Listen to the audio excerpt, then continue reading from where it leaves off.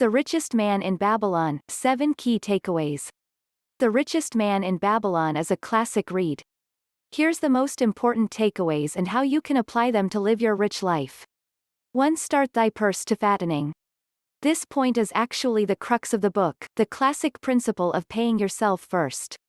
Clayson recommends saving at least 10% of all income earned. Even in his example of those who are paying off debt, he still advocates setting aside this 1/10. If you want to save money for your future, you must begin by consistently setting aside part of your earnings today. 2. Control thy expenditures. Essentially, this is learning to live within your means and avoiding lifestyle inflation. Clayson deems lifestyle inflation to be an unusual truth of humanity and states, what each of us calls our necessary expenses will always grow to equal our incomes unless we protest to the contrary. 3. Make thy gold multiply. Your wealth should extend beyond your income. Put your money to work by making smart investments and taking advantage of time and compounding interest. 4. Guard thy treasures from loss. Here, the book encourages the protection of principal from loss.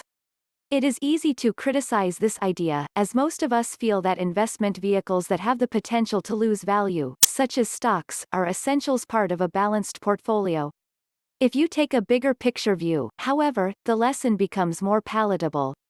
The penalty of risk is the potential of loss. Know your risk aversion and understand the risks in your portfolio. 5. Make of thy dwelling a profitable investment. This is yet another debatable principle. Clayson's argument is that it makes more sense to make payments that will eventually become equity rather than giving money to a landlord.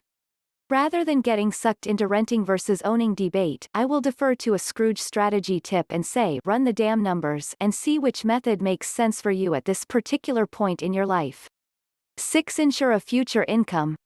This boils down to retirement planning and insurance. Due to the fact that insurance didn't exist in ancient Babylon, Clayson really doesn't dive into this point much at all. 7. Increase thy ability to earn. Position yourself to make more money by improving your skills and making yourself more employable.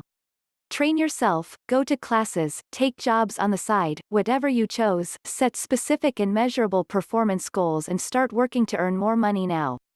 The book's other main lesson is the 5 laws of gold that Arkad teaches his son. The first 3 laws list ways to build wealth and are fairly repetitious with the above principles. Namely, the laws mandate paying yourself first, investing your money well, and making informed investment decisions. The remaining 2 laws describe ways in which money and wealth will be lost. Specifically, it mentions avoiding investments with which we are unfamiliar, trying to seek usurious returns, or trusting our romantic desires in investment. Overly complicated portfolios are likely to fail. Given all the Ponzi schemes that are surfacing these days, these lessons especially hit home right now. It is not the sexy investment strategies that win, for these are the investments that are often least understood and most risky. The remainder of the book is peppered with lessons and insight. Choose wisdom over money. Borrow sensibly, as the unintelligent use of debt will undoubtedly become a later burden. Seek luck by working hard and accepting opportunity, not by waiting for one-off successes. And my personal favorite, where the determination is, the way can be found. Commit, follow through, and enjoy your successes.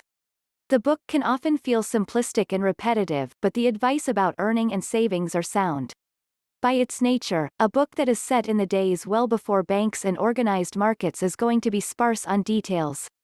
This is not the book to read if you are looking for a how-to guide or specific techniques. Rather, this is a book that takes a theoretical approach to examining personal monetary policy. At less than 100 pages, The Richest Man in Babylon is a quick read. This book would be an excellent choice for those who respond to qualitative motivation and storytelling. It would also be a particularly pertinent book for those that may feel overwhelmed by all the recent market turmoil. If this book accomplishes anything, it demonstrates that the fundamental truths to wealth building are still applicable today.